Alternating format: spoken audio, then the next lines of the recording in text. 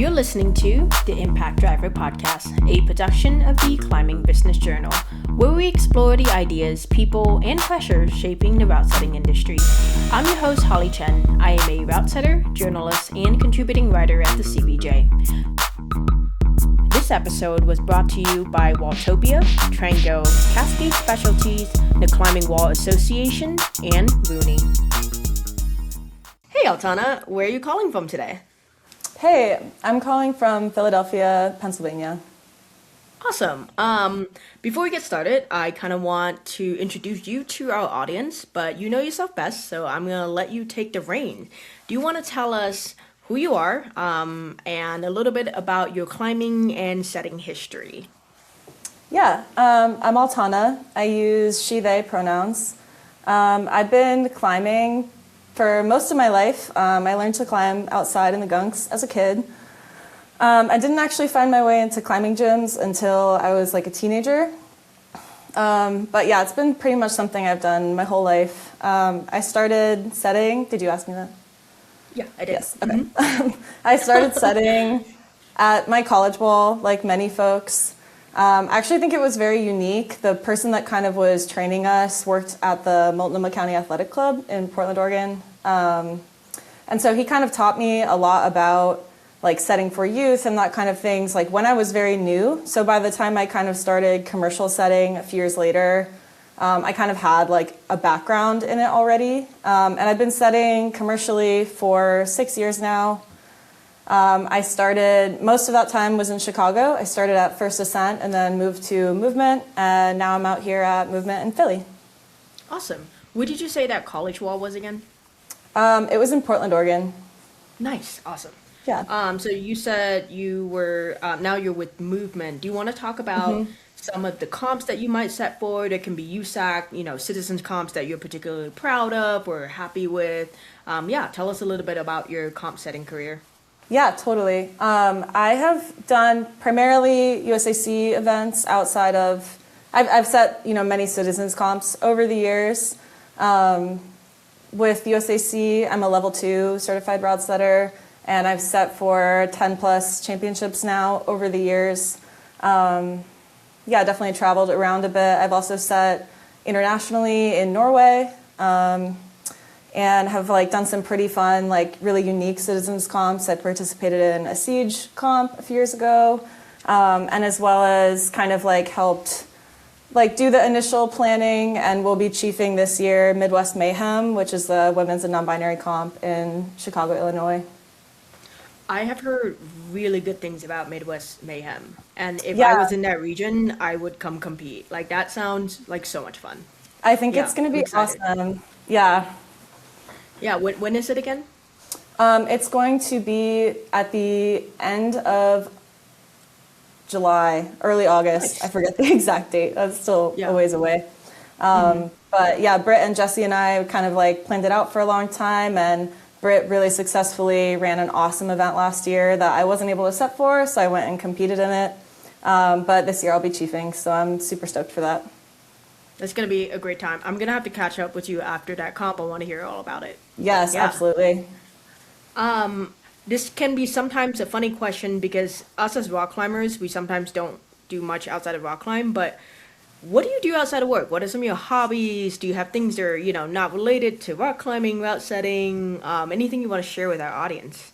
Totally. I would love to be the kind of person that has more hobbies outside of route setting and climbing. But right now in my life, I would say I'm mainly route setting and climbing when I can as well. Outside of that, I love to read. I love to chill. I have a cat named Philip. So yeah, spend a lot of time hanging with him and kind of just bopping around. I like riding bikes a lot too. That's kind of my other hobby. And then 2026, I'm trying to find some new hobbies that are not physical to do outside of work. So yeah, if you have any you can recommend, let me know. Oh no, I think my issue is that everything I want to do is somewhat physical. So for example, exactly. I've always wanted to try jiu-jitsu, but that doesn't seem like a sport that's gonna leave me, primed for route setting the next day if I'm I know, or sore. I think about getting injured and then you can't, show up to work and be your best self, you know? So it's definitely a unique challenge of having this job. Absolutely. There he goes. Protecting the household. Can you hear my dog? Yeah. Yeah, very important job. Is that the little one or the big one? The big one. The big one is very nervous. Maybe the little one's bigger since I met him too, but I think he was very young when I met him. Yeah, the little one. Oh, I forget you have met the little one. Mm-hmm. Yeah. Oh my goodness. Oh, I have a photo of you with the little one. I just. Oh my God! Really? Put that in the podcast. Yeah. I'm gonna include that. Yes. This episode was brought to you by Waltopia. Outdoor climbing walls create visibility and expand programming. Waltopia designs outdoor walls specially for commercial facilities. Learn more at waltopia.com. Before we kind of dive into this episode, I kind of want to ease you in. So you said that you just came off of setting a comp. Tell me a little bit about that and what your role was in it. Yeah, totally. So I was chiefing our first ever citizens comp at our newest gym in Philly, Movement Fishtown. It opened in late November, so still pretty recently. And yeah, it was a really fun week. It was just a citizens comp, no finals, so pretty low, relatively low effort week, I'd say. It's part of this new series that we're running at all of the New York and Philadelphia movement gyms called the Nor'easter. It is nearly drawing to a close, but basically people can get points at any of the comps, and we have like citizens and championships that are worth more points and have finals, and then citizens usually paired with like a QE and then like a simple comp after. And then we'll be running in June a super finals at our Brooklyn location. That's going to have finals for every category, which I think is really unique. Like I'm really psyched to see what like the rec on-site finals looks like. And yeah, we are partnering with the North Face this year, so we have some pretty good prizes as well as cash prizes. So definitely draws out a good crowd, and all the ones I participated in this year have just been so much fun. And this one was no exception. It was so awesome to kind of see like the first gathering in that space. Super cool. That's awesome. I've always wanted to compete in comps like that, where I'm like, okay, cool. Maybe as an advanced climber, I have a chance of making finals, because I'm not gonna compete with the open and make finals. Yeah, but there's yeah, exactly. And especially with my friends, I've also seen my friends make it to rec or intermediate finals, and oh my goodness, it can go two ways. Either they're like, wait a second, I have to climb in front of people. What do I do? Yes, or they're like, oh my God, a spotlight, let's go. Yeah, I think it's going to be really awesome to see. I'm just really stoked to have like everyone get to be kind of like in that limelight. And yeah, it should be a really awesome time. Well, again, I wanna hear about that finals when you guys have wrapped up. Okay. I'm glad that you brought up chiefing, because in the last couple of episodes, we've kind of really tackled a lot of the human side of route setting, right? The emotional side, the creative side, the ego, creative ego and creative tension side of things. And everything that we have covered, the insecurity, the anxiety, the confidence, the setters maybe who feel like they don't belong, or the setters who are quietly like just running the room because they're louder. All of that can eventually land on one person to manage, the head setter. So I really want to explore how leadership, good and bad, change that equation. My first question for you leading into this is that I know you had a role change recently. Do you want to tell me a little bit about your new role and what that entails? Yeah, absolutely. It's kind of been two role changes in the last year. So about almost a year and a half-ish ago now, I relocated from Chicago to Philly to take on a head setter role at what was at the time just one movement gym in Philly. And with the opening of that second gym, I've moved into an assistant director role in last fall. And so, yeah, my role has shifted quite a bit. I think, each change away, like, you start as like route setter and you're like on the ground, like your job is to set. And, with each like kind of time I've moved up from there, I'm like slowly moving away from that. Not necessarily like I don't set, I set most 3 to 4 days a week typically still. But I kind of like my perspective and like the things I'm thinking about have gone from like, oh, like what kind of cool boulder am I going to set today to like now I'm thinking more about the direction of like our route setting program in Philly. I work really closely with our director for our New York PA region to kind of like keep those things in mind and think about like where we're going and, you know, kind of like larger scale evaluations of like how we're doing as like a setting team. And specifically, with the 2 Philly gyms, I have, in addition, the other gym has a head setter, and I just actually hired a lead route setter. So now I kind of have folks who are kind of taking over those day-to-day on the ground operations, and I'm getting to really focus on like that higher level stuff, which has been really fun. I bet. I bet it's like, is any of that intimidating, or is that all just exciting to you? Oh, super intimidating. Definitely. You know, I don't think anyone is immune to imposter syndrome. I think we all have it. And I've definitely moved up fairly quickly, I would say. And there are definitely times where I'm like, man, do I really deserve to be here? And it's been fun and like cool to like see myself evolve and kind of like step into this role and say, you know what, yeah, I do deserve to be here. I've worked super hard and I know what I'm doing. And no one's perfect. So you're always going to like be learning, especially as a manager. I think there's just like, when your team shifts, like you have to reevaluate and relearn. And like every day I feel like I get to learn something new at work. And so I feel like I still have like managed to keep that like joy that I felt when I first started setting. And I was like, everything's new. This is so amazing. And this has been like a really fun way for me to do that and also super challenging. Yeah, I think I agree with, you know, imposter syndrome being kind of present across. Like I've heard from super high level route setters to novice setters that they all feel it, and it's kind of ebb and flow situation where some days you're like, oh, this is great, and other days you're like, oh no, do I deserve to be here? But that kind of, you know, the self-reflection that you were just talking about with managers, I think that's, in my opinion, the quality of a good manager is that you are able to be like, hey, I'm still here to learn. I don't know everything. Like that's yeah, like absolutely. Yeah.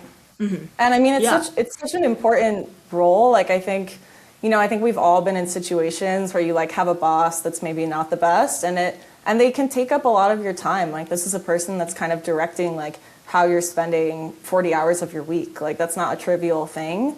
And so I do look at a lot of my job as like making sure that people are having fun. Like it's not just about like the grind or like, you know, the demands of the rotation or anything like that. It's also about like, do people feel good working here? Like, do they want to keep working here?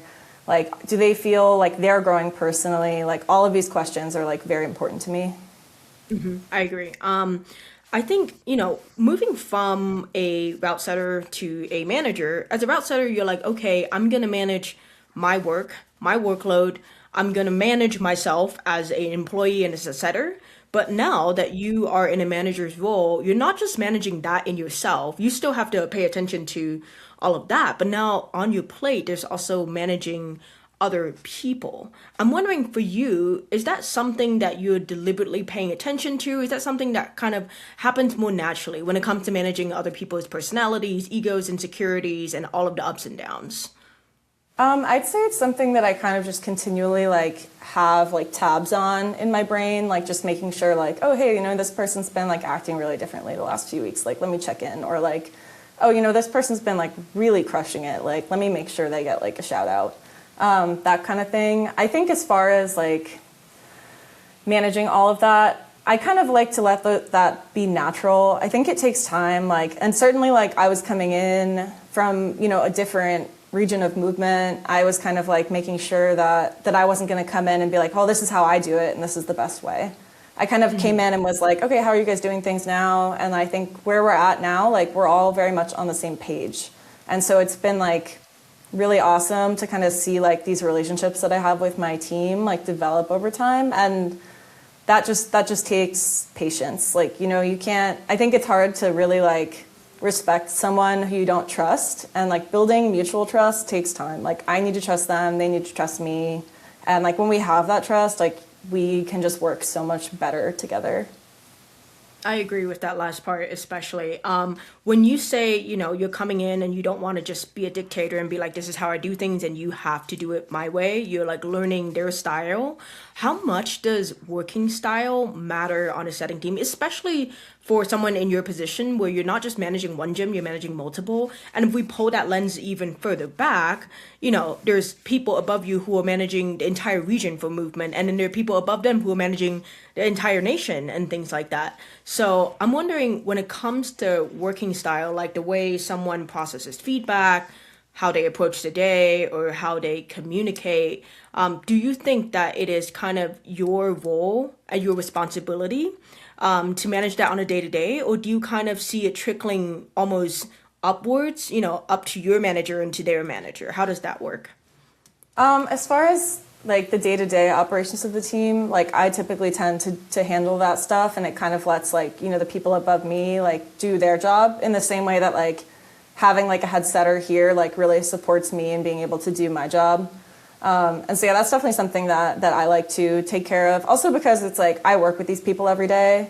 And obviously like our director like knows all of them super well. And even like the largest director at Movement like knows all the employees super well. And if there's an instance where, I'm like, I really need another opinion on this, like I might go upwards, but most of the time I think that can be dealt with like internally within our team. And yeah, I think it is. I think everyone has like different styles, and just no two people are the same. And I'm not here to like force people to be a certain way. It's more about, for me, creating like, I'm trying to basically create a scenario where like we all know what the baseline is. Like we all know like how we want the team to function. We all know what like the goal for the gym is. And so everyone, like ideally everyone is kind of like rowing in the same direction, if that makes sense. Mm-hmm. And so if someone has like these ways of doing things that are really like not working with that would be a situation where I would talk to them, and I would never frame it as like, you have a problem with your personality. I think it's more like, I would never say that to someone, and it's not fair to like talk about someone's like personal qualities. It's more like, hey, when we're doing this, like I kind of need you to be like on board with like how we're moving the day along. But yeah, I think it's great when setting teams have people who are different in every way. I think that's like kind of like an underlooked aspect of like what it means to have like a truly diverse route setting team, is like I want people that think differently, that like process things differently and tackle problems differently, because I think it just leads to more learning for everyone. Yeah, I've had so many guests come on, and it seems like you're in agreement with them that the whole point of diversity is to actually be diverse. It's not a bunch of people who agree just or follow blindly. It's people who will say maybe the slightly unpopular opinion, or maybe, try something new that no one's thought of before. But I do think that you're right. There is a balance. Like if there's one person over there who's just going off and do his own thing, spending 3 hours on a boulder when everyone is setting 5, then yeah, that is a problem. Not because it's wrong to do what he is doing or she's doing, but it's more like how it affects the whole team and a general workload.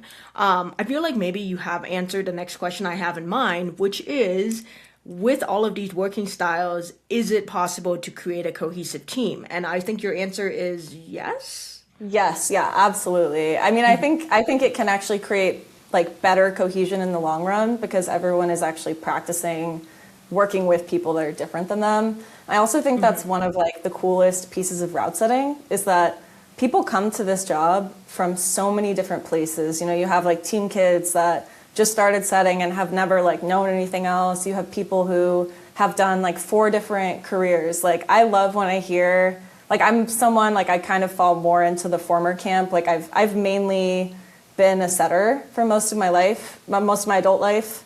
And so it's like just something that I know a lot about, and I've been doing it for a long time. I love when I get to meet people who are like, I was an electrical engineer, I was a vet, I was, whatever it may be. Like I love hearing about how these things like connect to route setting. And so cool. Like they bring so many different perspectives, and I love that we can all get to like the same place, and like we all kind of like are meeting in this place where we are so passionate about what we do. I agree. We've had a few folks on our team who come from an architecture background, so a little bit of design. And, I come from a research, academia, and writing background. So I think when people come from different careers, they bring different ways of problem solving.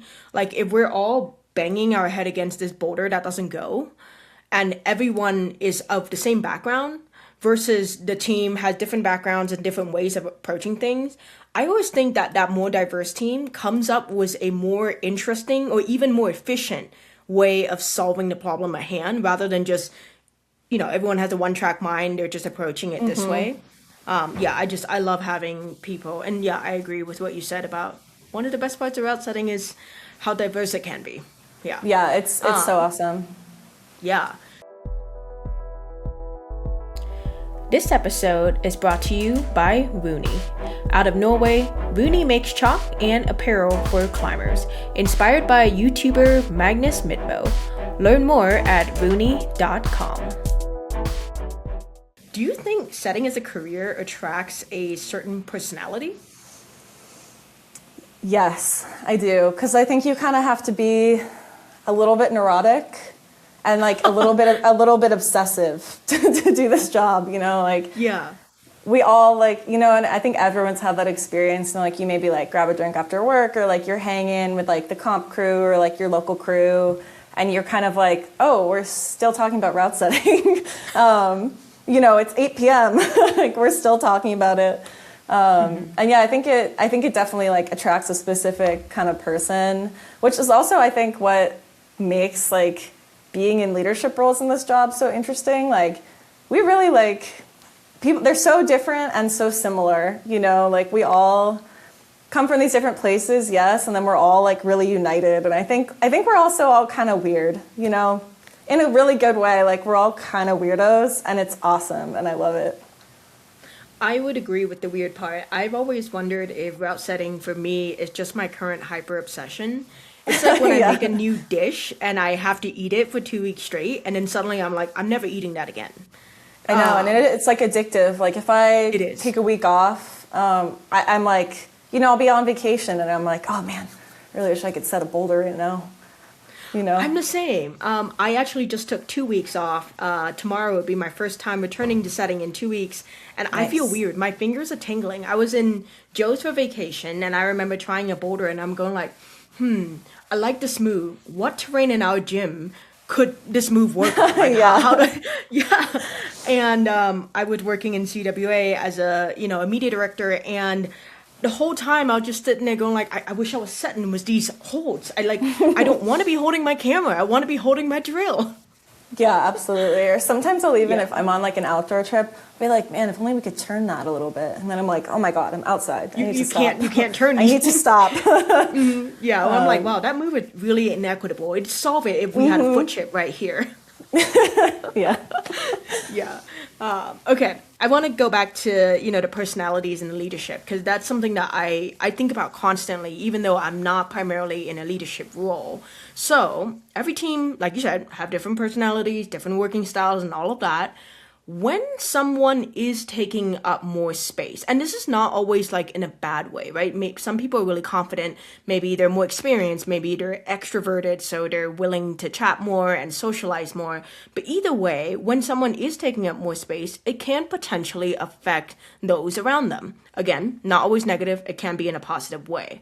When a dominant personality kind of starts to affect the team, whether they speak up more or they take risk or to try new things, for you, in your experience, does that tend to fall into positive, negative, or kind of neutral? I think typically that is usually positive, because I think when someone's doing that, it means that they are like, one, super passionate, super psyched. And also I think a lot of people kind of like end up on those like leadership tracks like by doing that. I think like when you kind of have that like mentality where you're like the kind of person that you're just like, oh man, okay, let's get this right. Let's do it this way. I think it can be hard to like resist doing that. And yeah, I think a lot of the time it's really good. I think that learning doesn't just happen. I don't think learning just like comes down like from the top. I actually think it's really good for learning to be happening. Like I kind of think about it in terms of like, okay, you're like a brand new setter. Your job is like only to learn. And it's like, okay, you know, you've been studying for like a year, and it's like maybe now you are doing a little bit of teaching in a way that's like appropriate for your level. Like, you know, because I think too, like when you've just learned something and you can like give it to this person who's in the same boat you were in a year ago, maybe you're not giving them like the most high level teaching, but I think, you know, someone who just learned to set actually in some ways is like better equipped than I am to like explain like super basic things because they kind of just learned it themselves. And I think that kind of keeps going up. And so when I think about those people that are, you know, like they are a strong personality, like they're maybe more extroverted, like they kind of fall into having those like leadership capabilities, I think that's a really positive thing to be like an on the ground leader. And I think leadership happens like at every level. And in my ideal world, if I can have my whole team, you know, like say everyone, maybe like the only exceptions, like the person that started, you know, a week ago or something like that. If I have everyone like thinking that way, thinking about, okay, are we like aligning with our goals? Like, are we doing like what we all collectively like bought into and like decided that we want our gym to like be this way? If I have people who are kind of like helping move that along and it doesn't all have to come from me, I think that actually creates like a really positive environment where people feel like, oh, I don't need to wait for like this position to be open. I don't need to like have this title to be a leader in this space and like on this team. And so I think a lot of the time that can be really positive. I mean, I think when it gets negative is I think when that person just wants to do their own thing, you know, and I kind of always say like, if you just want to set for yourself, you should probably just get like a home wall. You know, like we're kind of like, we're really never setting for ourselves. You know, in a comp, you're not setting for yourself, especially even commercially, like, you know, you're not really setting, you're setting for the members. You're setting for, you know, whatever your membership base looks like. And it's going to be different everywhere, you know, but I'm not, you know, it's the way like members kind of think, like, you know, when members tell you like, oh, like you set this, so that makes sense. It's like for your size. And you kind of have to explain like, no, we're setting for everyone. And I think it's the same with setting. Like, I think if someone, the only time that would be a problem, like the stronger personality would be if someone's like, well, I want to do my own thing and I want to do it this way. And that's not necessarily even a bad impulse. Like, I want to hear how my team wants to do things. And I want to hear what people are psyched on. And I want it to really feel collaborative. Like, I always kind of think about it like I want to be a leader. I don't necessarily want to act like the boss all the time. I will if I need to, but in this world where like, you know, if like on our team, like people don't need me to give them like reminders of like things that they already know, if they can kind of like self-direct and then we can like work on this like bigger picture stuff together, like that's my ideal. And so if I have a louder person who's like psyched to like assist me with that, then I'm like, go for it. Absolutely. There's so many things I want to unpack here. The first thing I want to address is we're never setting for ourselves. In my opinion, and let me know if you disagree, the only context in which I set for quote unquote myself is when I set a boulder that I want to climb.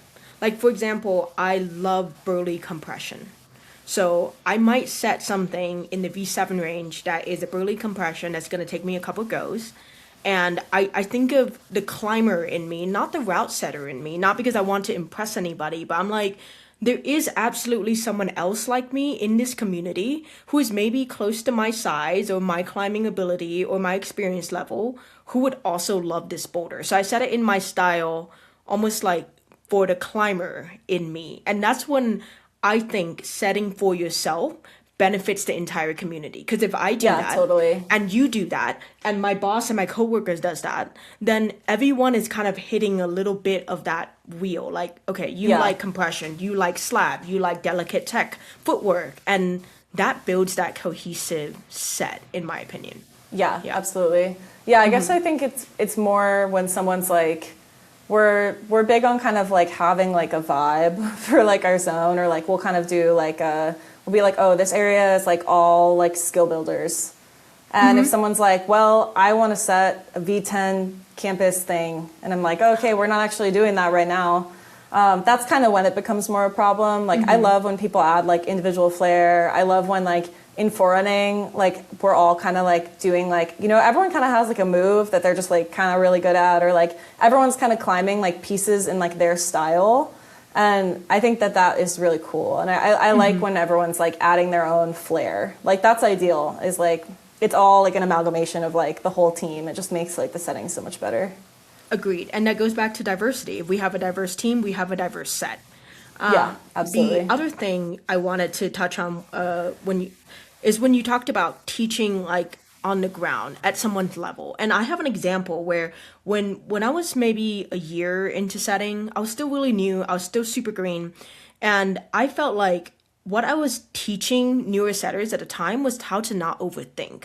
Because you know that thing where new setters, they start getting that perfectionist, obsessive tunnel vision, and they spend 2 hours on a boulder because they feel like every move needs to be perfect the first go, right? Yeah, so absolutely. What I taught was slam stuff on the wall. Just, just slam them up, and then if something is not perfect, we'll figure that out for running. So it was like teaching the art of not overthinking. But I found that now that I'm a little bit more experienced, now that I have a bunch of comps under my belt, me teaching that doesn't seem to land the same way as when I was less experienced, because the people I'm teaching often goes like, oh, you can do that because you're experienced. I can't do that.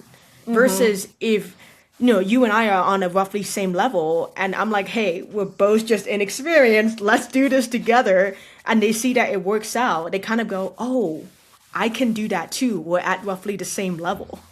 Yeah, exactly. Mm-hmm. Yeah, I think back to like the first people I was kind of training on ropes. And I also, just part of like context of my like setting history, is that I was in assistant head setter roles in different capacities at different gyms for a very long time. I've probably been in like an assistant head setter manager role like longer than I've been just a setter.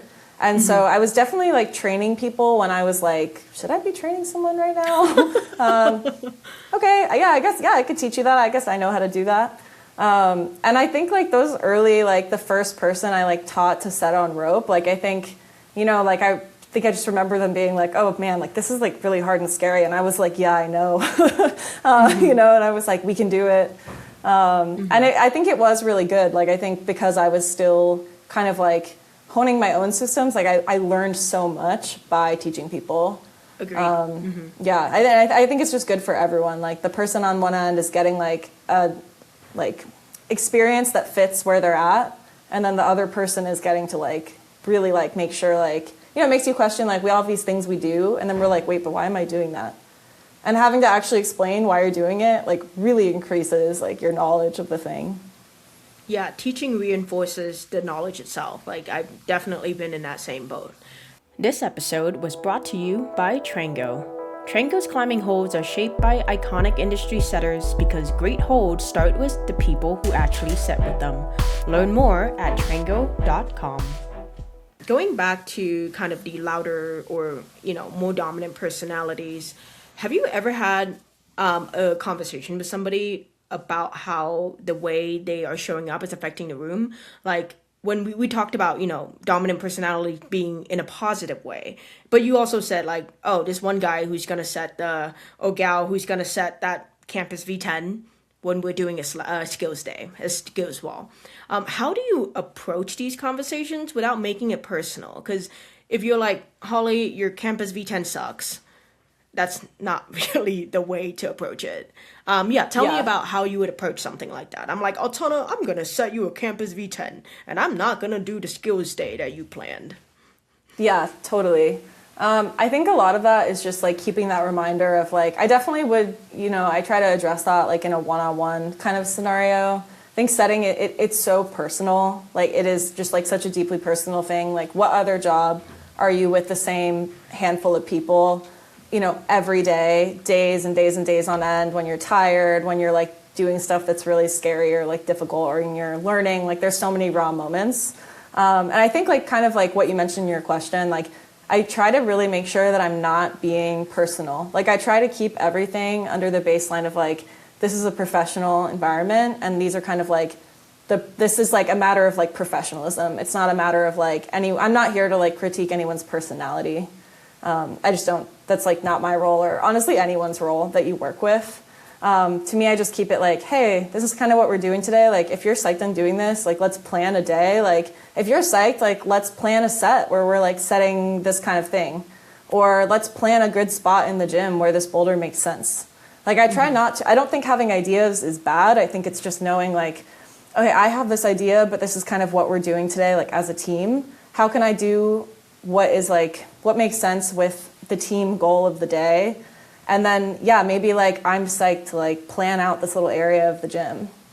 And I think that kind of lets people, like it's not bad to think for yourself and it's not bad to have ideas. It's just knowing like, you know, kind of when to pull it out and like when is a good time. Mm-hmm. Agreed. Have you ever just let it be and have them learn through the experience? Let's say the skills day is on slab and I am adamant about setting this campus V10 on slab, and you just know that's not going to work. You just know that there is no scenario in this which turns out right. Have you ever just been like, we're going to let this person do it and they're going to learn in the process?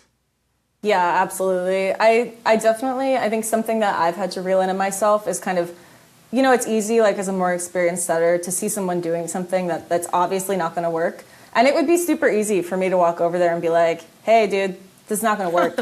Stop it. Yeah.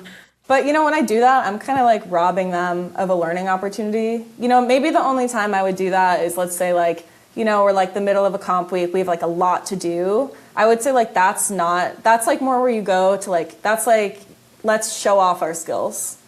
Like maybe we're developing like soft skills, but maybe we're not like developing like how to set a move we've never set at the comp. Mm-hmm. You know, like maybe we practice that move before the comp and then at the comp we set it.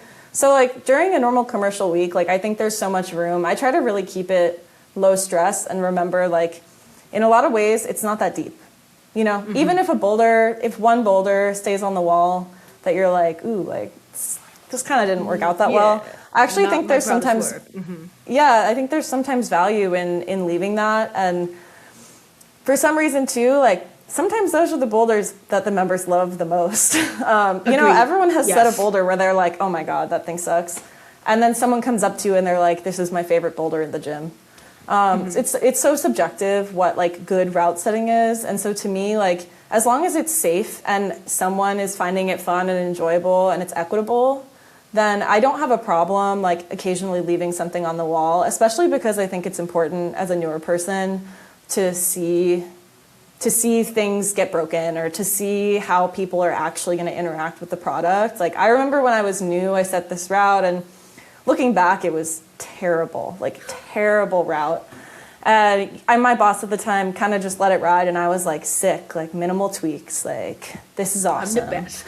Yeah, and I was like coaching that night, and I looking out at the ropes area, and I just see climber after climber, just no sequencing, just like full ladder the whole way, just absolutely broken. Like I was like, oh no, that's why they left it on the wall. I needed to see this. So I do think like those moments you learn a lot, and like I still remember that moment, and I was like, it taught me a lot about, you know, kind of like where I needed to place things and how I needed to like limit where people are able to step and yard off holds. So, you know, that can be really good learning. I agree. And I think on the other end of that spectrum, when you kind of get past that learning hump and you have something that you left up on the wall and it works exactly as you planned it, and you know it's because of that 1, 2, 3, 4, 5 route that didn't work beforehand that led you to this successful moment, and knowing that it's something that you picked up, that you learned, it's a really good feeling of just, oh wow, I did that. I can force this movement. I can set this equitable climb where 6 foot and 5 foot climb the same way. Like it's a really awesome feeling to see, and just like, oh wow, I did it. Yeah, it feels really good to like see yourself like actually in the progression and see like, exactly. oh, I learned that and okay, I want to executed. talk about. Oh, sorry, you cut out for a minute. What'd you say? No, you're good. You're good. Okay. I want to talk about the other end of the spectrum, right? We're talking about a bit dominant personalities, and there are also personalities who are a little bit more quiet. Maybe, you know, there's no positive or negative thing attached to it. It's just who we are as people. So some people are more quiet. Maybe, you know, they like to put their heads down and work alone and work hard. Maybe that's just their working style. Maybe they're more shy and that's just their introverted personality. There's nothing inherently wrong with it. But again, like the dominant personality, this can sometimes affect the rest of the team. So when a more quiet personality starts to affect how other setters show up, whether they just start blindly following or maybe they're more willing to let their ideas go in lieu of somebody else's, can you give me some contexts or examples of what a positive and or negative way this can affect a team? Yeah, totally. First I'll say, like, I think introverted setters need more support in our industry. I think it's really hard, especially with so much of it, especially like if you're trying to kind of be involved in like the USAC world, or you're trying to get these like guest setting experiences. It's a lot easier when you're extroverted. And I say that like I'm a pretty extroverted person. I've never like found that part challenging. And I have lots of other setters who I've known for a long time that do really fall into that introverted side. And they're just like the hardest workers. And it's so hard because you're like, man, it's hard. Like, I want them to be getting this recognition, but because they're kind of not like marketing themselves, it doesn't work out as well. And I think for me, like in a leadership context with my team, I think when I see that happening, it's kind of like a nice time for me to be like reminding them like, hey, I'm here to advocate for you, but you also have to advocate for you. Like, that's also your job. And like learning to do that in a way that feels good and makes sense for you is important, depending on like their goals in the industry, you know. But if someone is giving me like all these goals, they're like, oh, I want to go be setting like high level comps, I want to do this, then I kind of end up having that conversation of like, hey, you need to like learn to market yourself and learn to connect with people who you don't know, which obviously is like, we're all scared like all the time when we're doing that. And like finding ways to get past that, I think, is super important. And yeah, I don't think that's necessarily bad on a team. I think it's actually really nice to have a mix of like quieter and like louder folks. Like if your team is just all like these huge personalities, it's just like crazy town. I think having that mix and vice versa, like when it's all really quiet people, I think it can get tough. Like we're not really like discussing things. Everyone's just kind of like doing their own thing. Like I think that's like the difference of like we're all route setting next to each other versus like we're all route setting together. We're all doing this together. Like this is a really cumulative product. Like we all feel buy-in. We all feel like proud of what we put into it, like whatever amount that was. Mm-hmm. What you said about, setting our own thing versus like really resonates. I think that's something that people really need to pay attention to more. Is just like, how do we merge all of these personalities together to create a product that we're showing off to the community? And going back to what you said about, introverted versus extroverted in this industry, I'm inclined to agree. I think most people I know are relatively extroverted. But here's the thing. I think I am a introverted extrovert. So I can bust out the extroverted personality, especially say I'm trying to introduce myself. I'm like, hi, my name's Holly. I'd like to set you comp. That's a little bit more extroverted. But at the same time, like my partner has noticed, I come back from comps and my social battery is just gone. Done. Yeah, absolutely. Like, all I want to do is sit down and curl up in a book and hide under my blankets and not talk to anybody. So I think that mix, like, oh, I'm now setting a boulder with an extroverted person. We're loud, we're laughing, we're like, talking shit and all of that. And then the next boulder I set, we're kind of more quiet. Like, we can kind of maybe understand each other's needs of, like, not wanting to be super loud and just do our work alone, but side by side, and, like, potentially critique each other's work, climb each other's work. Like, that balance is so important because even extroverted people are going to eventually go, like, okay, I'm tired. My voice is gone. I want to sit down. Yeah, absolutely. And I mean, I think too, like, especially in like a comp setting, like, especially when you reach that point in the week where like you're all kind of vibing, ideally, it gets much easier and you kind of can just like set side by side and kind of do your thing and like, that it's going to kind of come out the right way. I think like it comes a lot more into play in that. I mean, it can, like, depending on the comp week, like when you have those like newer folks, but I think it comes a lot more into play actually in like the commercial realm where Agreed. Of course it's when you have like a day with like it's like a couple really experienced setters, you all been working together for a while, and you can just set side by side. It's like super easy. You all like already know the deal.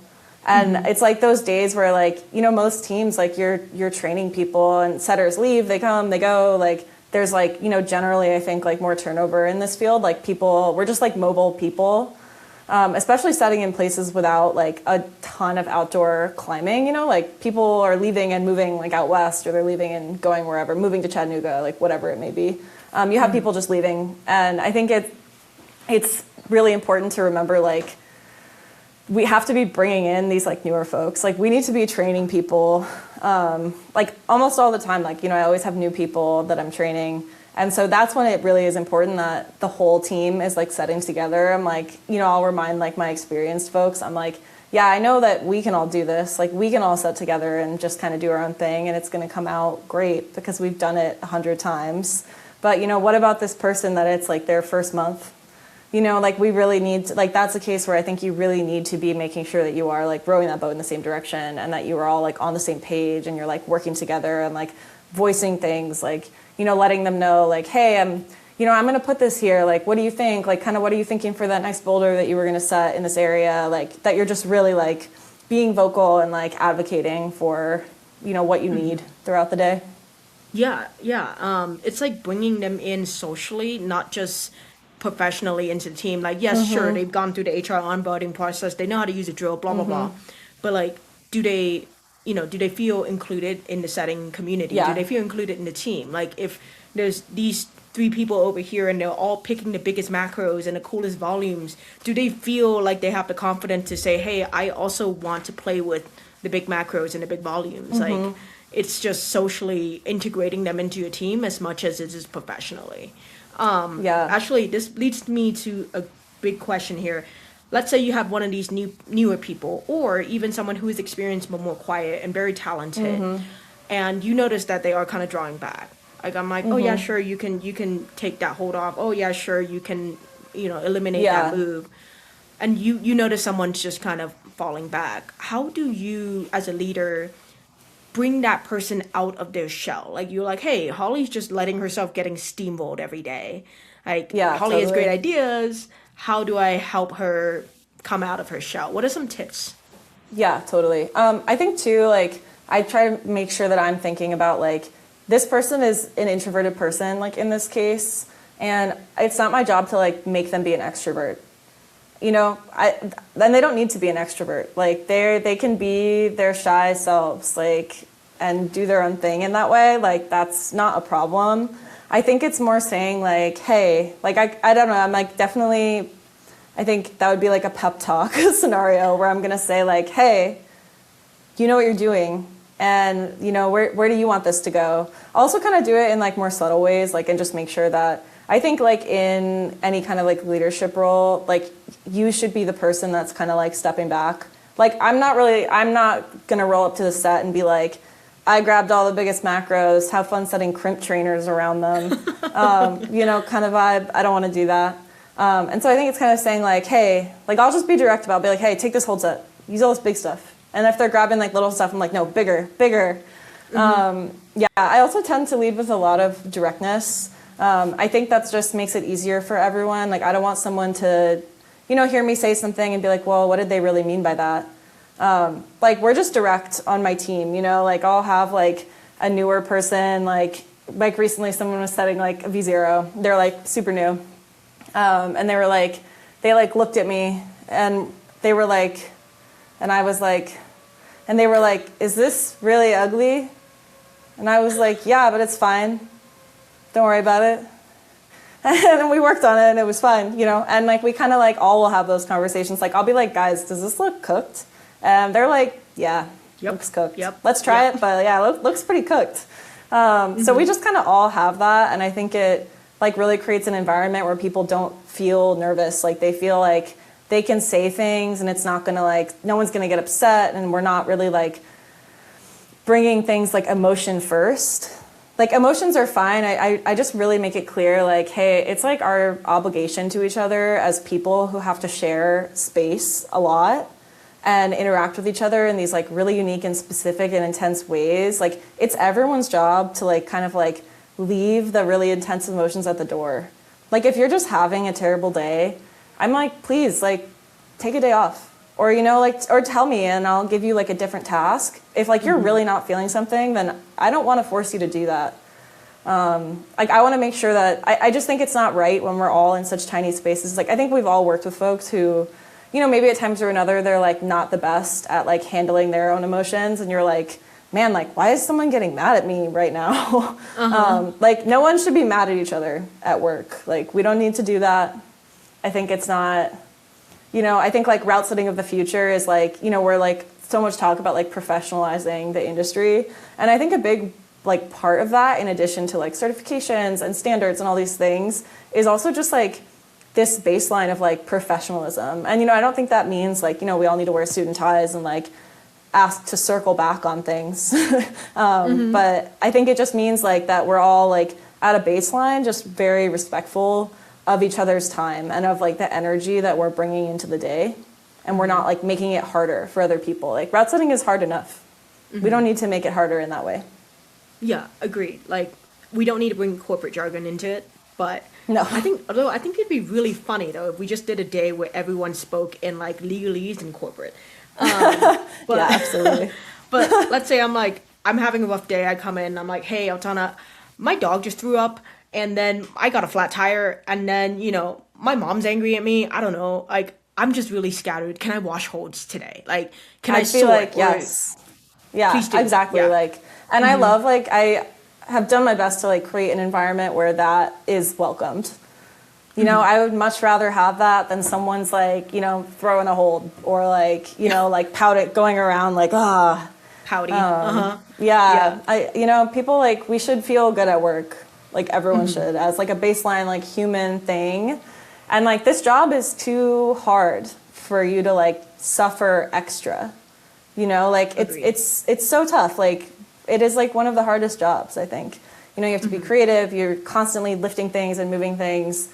So I'm kind of like, let's not add anything to that. No, we do not need to. I agree. And going back to the question of like drawing out quieter or even newer setters, I just remembered that I have a technique where, because I can be, well, maybe aggressive is not the word, but I know what I want. So sometimes I'll just go beeline for the biggest lane, beeline for the biggest volumes and the macros. Sometimes I'll hoard all of that, and then especially if I'm chiefing a comp or, you know, the kind of the more experienced folk of the day, I'll go do something else, and then I'll pull the intern over. I'm like, hey, I just pulled all of that stuff out and I picked that lane, but actually I need to go do something else. Can you take it for me? Bye. And then absolutely. Sometimes that's exactly what they need. They're like, oh, I'm helping her take something off her hands. And maybe that's the first time they played with big volumes and something really cool comes out, and that just kind of tells them, hey, you can do this. You can go for the biggest volumes and the biggest macros. You don't always have to pick the line of crimps to set around someone's, you know, big piece. Yeah. Yeah, absolutely. There's so many techniques to do that. This episode was brought to you by the Climbing Wall Association. The CWA offers certifications for route setting, climbing wall instruction, and work at height to help you level up in your career. Learn more at cwapro.org.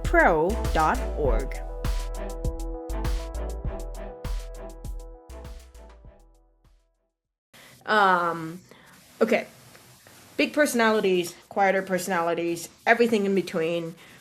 We're human, we're messy, we're weird. Inevitably, something clashes. Inevitably, even folks that I really, really enjoy working with, there's still going to be days when I clash with them. Like, I think about one of my best friends in route setting and also in life. And we frequently talk about how we love setting together and we never have conflict, but that one time we had one comp, we were paired on a finals boulder together. It was 3:30, everyone else had already ticked and stripped their finals, and ours did not go. And it was the only time we have ever snapped at each other.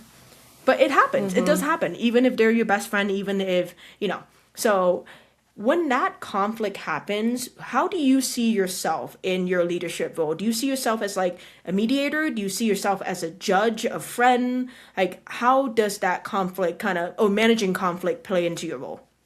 Yeah, totally. And yeah, I just want to say I can totally relate to that. I think like I've definitely been in circumstances with like friends of mine who I've sat with a lot where we are just not agreeing on a call. Yeah. And honestly, I feel like you learn the most like from those times. Like it's those times like under pressure that you're like, oh, okay, I think I know how to handle this now going forward.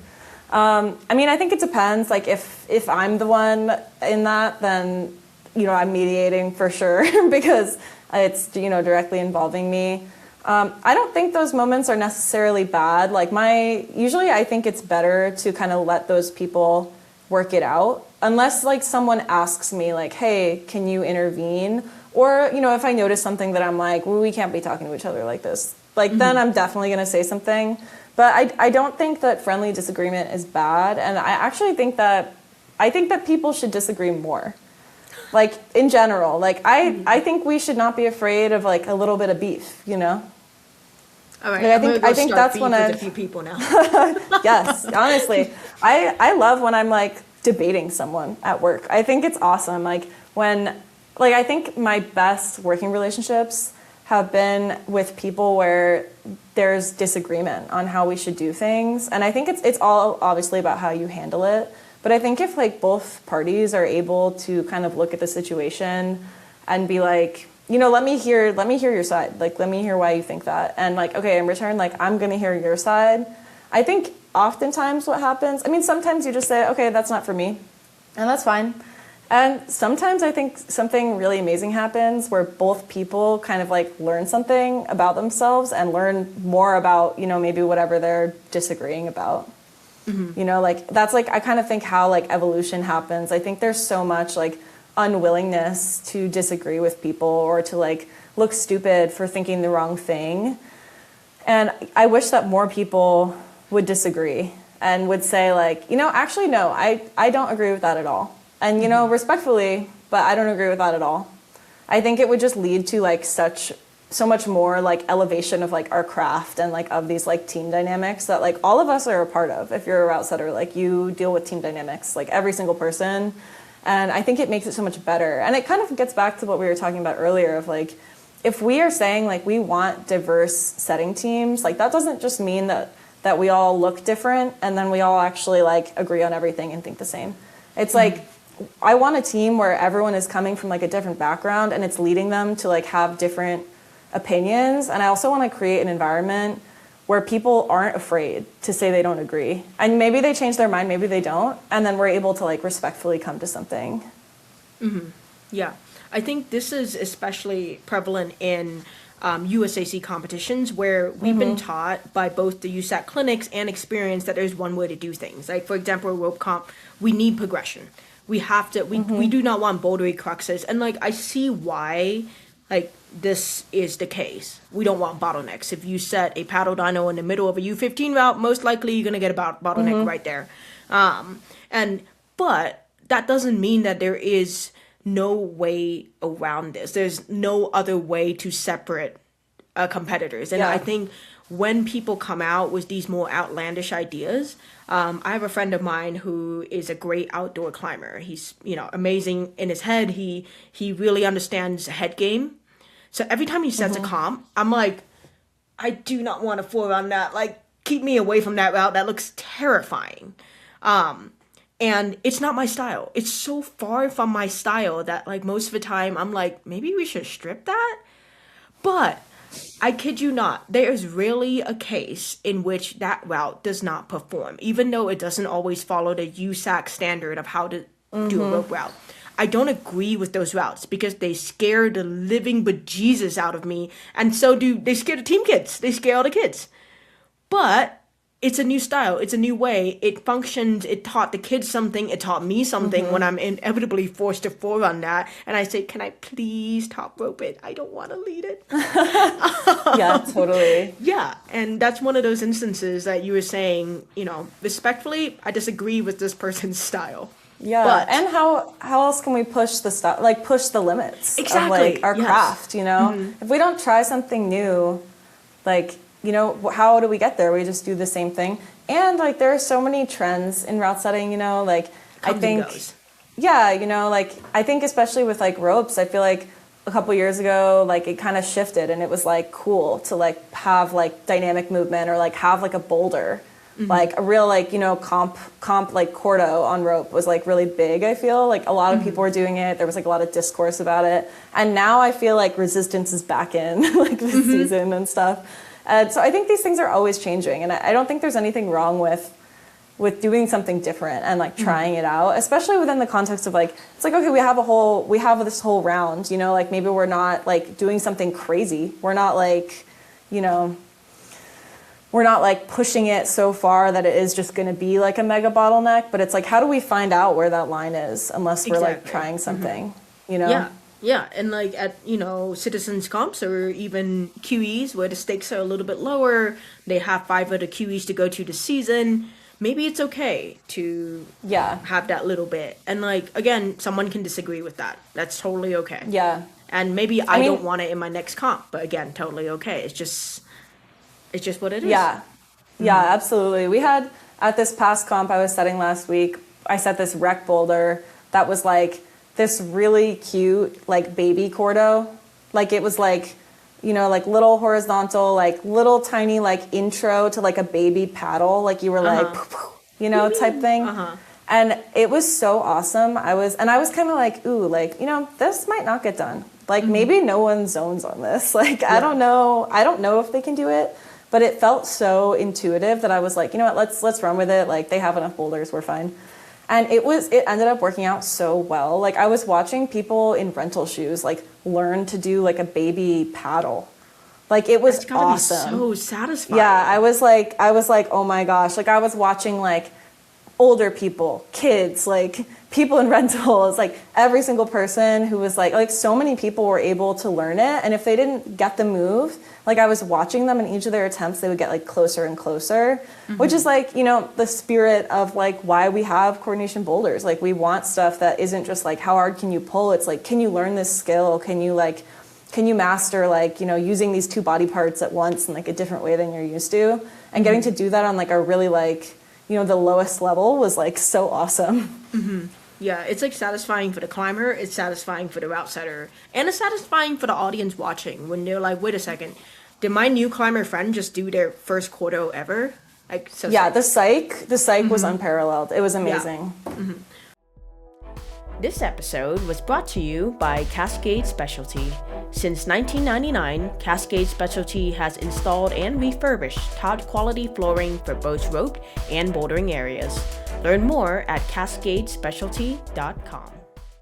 Okay, I have one more question on the conflict side, which is when we do disagree in a route setting situation, do you see patterns on what people tend to disagree on the most? Like, we want to think that it's usually about the move or the grade or whether or not it's appropriate. But sometimes I think these disagreements actually stem from our personalities, our emotional side, how vulnerable it is to have your boulder change drastically or even stripped or things like that. So how much of that disagreement is actually technical and how much of that is emotional, you know? Yeah, totally. I think it depends a lot. That's a really good question, by the way.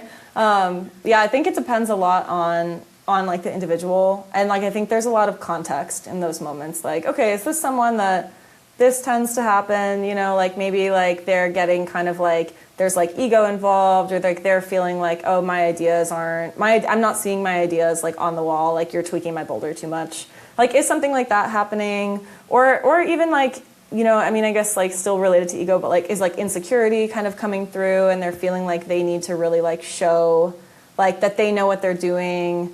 I think most of the time it is that. Like, I think a lot of these agreements on the grade or like on, what we need to do to fix the move, it's less about like what's going to like make the boulder work and more like, I know what makes the boulder work and I want to show you that I know what makes the boulder work and that you don't. Yeah, I think there's just a lot of like subtext there and it's good to like remember like, hey, it's all good. Like the boulder, we're going to get the boulder to work. And yeah, I think that is like a time when like it's just important to remember like we're all human and like everyone is going to have these bad days and it's not like necessarily like as like the person in charge, I'm there to like support them, but there are certain things that like fall outside of my job, you know? Like certain like things like in your personal life, like I can't really like delve into that much, you know? And so I think it's like, again, it's like, that's why it's so important to me to just keep it like really like redirect the focus. Like, okay, let's evaluate, like, what are we actually talking about here? Like, what is the issue at hand? Like, what is making you unhappy with this change?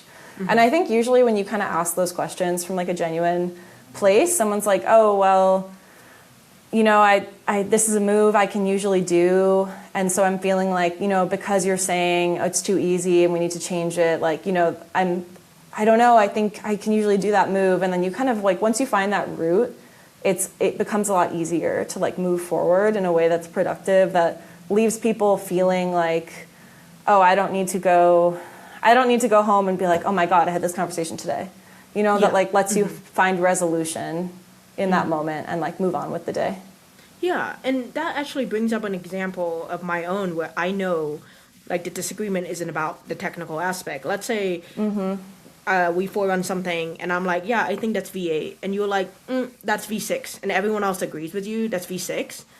That's in a way, the person who says it's the harder grade, it kind of hurts a little bit. You're like, oh, everyone found this boulder that I thought was really hard, really easy, or a moderate. Like, it's going to hurt me if I'm the one who's thinking it's a higher grade.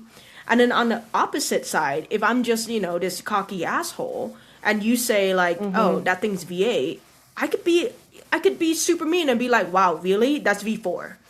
Like, all of these things are not about the boulder or the grade anymore. It's about humans trying to work with each other and then managing their own insecurities and their own, you know, what they're good at. If I'm really good at slab, it's most likely that I'm going to find them easier than somebody who isn't good at slab. And, you know, I'm not that good at slab, but my one of my coworkers who is very strong in his upper body, but not so much, he's still good on a slab. But if someone does a V8 slab move that he can't do, he doesn't throw a tantrum. Like, he's like, okay, absolutely. I see that you're really good at slab, and I am maybe better on the paddle dynos. So I'm going to trust you when it's V8, and we're going to move on. Yeah. I think that's like kind of a route setter skill too. That's like underappreciated. Absolutely. Like, I think it falls into like the like athletic empathy, like knowing how to set for other people thing, to say like, yeah, like obviously, you know, if it's like, you know, like I have someone on my team who's just like an absolute beast on like any open-handed power, and he'll kind of climb it and be like, yeah, I don't know, like V4. And we're like, oh my God, this thing's so hard, V4, like it's crazy. And, you know, and he's pretty good generally at like recognizing that. And like we all have those things. Like we all will like randomly sandbag a move. And I think like having that, being able to talk about it and be like, bro, you're sandbagging the hell out of this right now. Like there's no way this is V2, like that kind of thing. But yeah, it is so hard. I think like ability is like such a touchy subject. Yeah, I try to really keep it like, I think also as the boss, that is part of your job, is like making sure that too, like I make sure people know like, hey, we're not talking about the grade in terms of like, oh, well, she did it, so it's, you know, too easy. Like I think every woman in setting has like a story of some guy in a crew being like, oh yeah, she sent it, it's not V6, it's like V4. And it's like, you know, you actually don't, you don't know like how I climb. You don't know the kind of day I'm having. We're also not here to like send the boulder. Like we're here to forerun the boulders. Like this isn't like, we didn't know, like this is not a comp right now. Exactly. Yeah, and I think so. Like when I hear that kind of language, I'm just like, hey, like we don't talk like that here. Like we're just not, we need to find a better way. Like I really tend to turn it towards like, what skills is this boulder utilizing? Okay, maybe like someone is more like practiced in this skill and that's why it like feels easier or harder. Like I try to really break it down and keep it objective. I just think that's like, it can be a really unpleasant part of the job when it's not that way. Agreed. Yeah, it's like we can talk about, you know, someone who finds a small box easier because they're a shorter person. But we don't want to be like, well, she's short, that's why she found it easy. Like that's not necessarily the most productive way of looking at it. And it goes for all other skills in setting as well. You could be like, well, open-handed slopers might be easier because this person has bigger hands.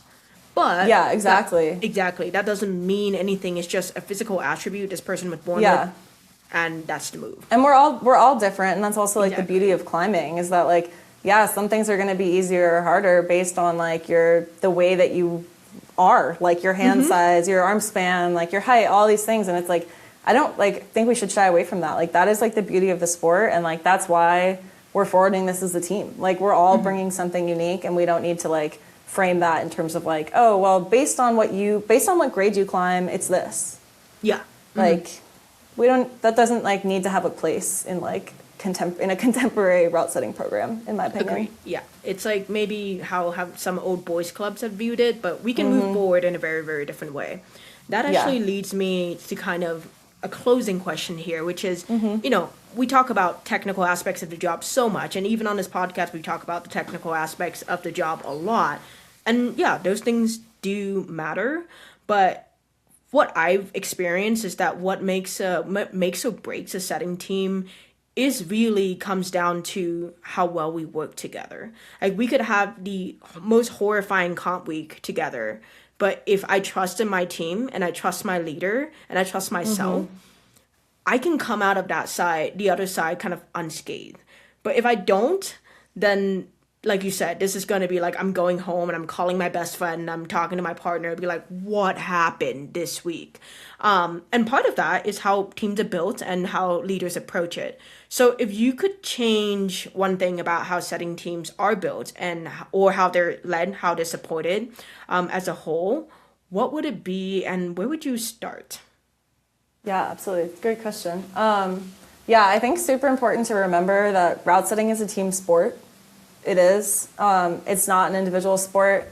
And I think that it would help more people to kind of approach it that way and to say like, you know, like one route setter, very inefficient, not good, you know? Like, we are teams for a reason and we all have to lean on each other.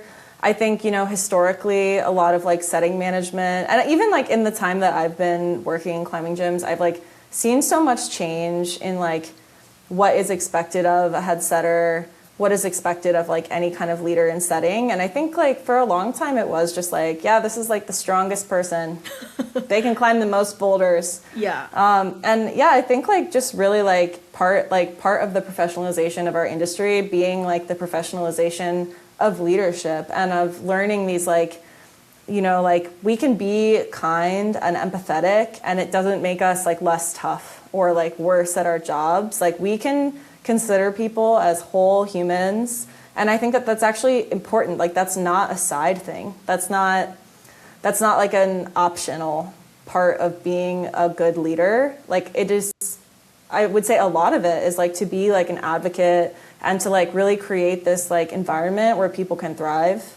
And I think that makes our industry better as well. And I would love to see like more route setting programs like supporting that. Like, I think even just creating like mentorship opportunities for leaders. And if that isn't something possible through your gym, I think remembering like when you are in charge, like it's not only your job to just sacrifice all your learning for everyone else. You know, it's still important to like go do that guest setting thing, go do that clinic, go do that comp, and like get out of like your box and like learn like from other people. I think like my leadership style is like an amalgamation of like so many positive mentors and like role models that like I've been fortunate to work with, like at comps, at gyms, all over. And I think that that is like so important to be open to like learning from new people and remember that like you are also worth it in terms of like what, you know, you need to keep learning like in order to like better teach, if that makes sense. It does make sense. Like, as a leader, if you are stagnant, that likely means your team is going to stay stagnant with you. Yeah. Because they're reliant on you. And I think it's so tough. I've seen so many people just get like thrown into these head setter roles and they just have no support. Like, I think I'm really fortunate to be in a role where, you know, the director of my region is amazing, like his boss is amazing, and I get so much support. Like, I get so many opportunities to be like, hey, I'm dealing with this thing. It's kind of difficult. I haven't dealt with it. What do you think? And I've learned so much from like that professional relationship, and I think it lets me do my job so much better. And I think a lot more gyms could be structuring their setting programs in that way, where there is like director, assistant director, head setter, like you're adding in these levels of leadership, which one, give people more opportunities and more reasons to kind of like show up and be like, hey, I want to get this opportunity one day. It's not just like head setter or nothing. And it also gives these people like support so that they can do more to like make the programs better as a whole. Yeah. Yeah, it's like if I was on your team, I can go to you. And then if you don't know the answer, you can go to someone else. And if they don't know the answer, they can go to somebody else. And it's just like, the learning kind of goes up and down the chain. And it doesn't mean that if you are in a director role, you don't learn. Because fresh perspectives are coming in. Like me, maybe someone is a year one route setter and they have this wild idea that actually becomes a trend. You know, you just really never know. And keeping your mind open and that chain of learning continuous is huge. Yeah, exactly. Agreed. All right, one last kind of fun question for you before I let you go here. What is your favorite setting snack? I have to know. My favorite setting snack, probably like gummy worms. Gummy worms? Absolutely. Do you have a specific brand? The like organic, not the like Haribo ones. No hate. But the ones that, not the ones that feel like you're chewing on a rock. You know what I mean? Like what are they called? They're like... The Albanese? Is that... Yes, those Albanese. Those are really good. Yeah, I will demolish any kind of like vaguely like organic candy, like gummy candy. Like I will be demolishing that throughout the setting day. Perfect. Okay. That or just the unhinged option, which is just one large jug of cold brew. Like that, family-sized jug of cold brew. That like the like that you buy at the grocery store. Yeah, and you just like kind of like emotional support cold brew. Yeah, like, and you just like sip it a little bit, and you suddenly go, "Whoop! I drank too much of that." Yeah, like oh no, I've had like 8 cups of coffee. Yeah. Okay. Probably those two things combined. This is why I'm asking you this. I'm gonna start building out a spreadsheet of every setter that I interview and I work with, and every their favorite setting snack. So, oh my God, I would love to see that. Yes, this is industry data. Actually, I think the CBJ actually needs to publish this. This is industry insights. That means when I go to work with you someday, and I bring you a bag of gummy worms, I'm instantly on your good side. Like I could set the I would love border, and you'll be like, I got gummy worms. I don't care. I would love that. Perfect. And that's it for today. Thank you for listening, sharing, and supporting another episode of the Impact Driver podcast. A huge thank you to our guests for joining us and sharing their time and insight, as well as to our sponsors for making these conversations possible. New episodes come out monthly, and you can find past conversations wherever you listen. Be sure to check out the show notes for relevant links, and subscribe to CBJ at climbingbusinessjournal.com to never miss a new episode. If you'd like to nominate someone as a future guest, suggest a topic, or reach out with questions, we'd love to hear from you. You can contact me and our producers by emailing info@climbingbusinessjournal.com or by filling out the pitch form in our show notes. The Impact Driver podcast is a production of the Climbing Business Journal. I'm your host, Holy Chen. This episode was edited and produced by myself, Scott Rennick, Joe Robinson, and Megan Cheek, with theme music by Devin Dabney. Thanks again for tuning in.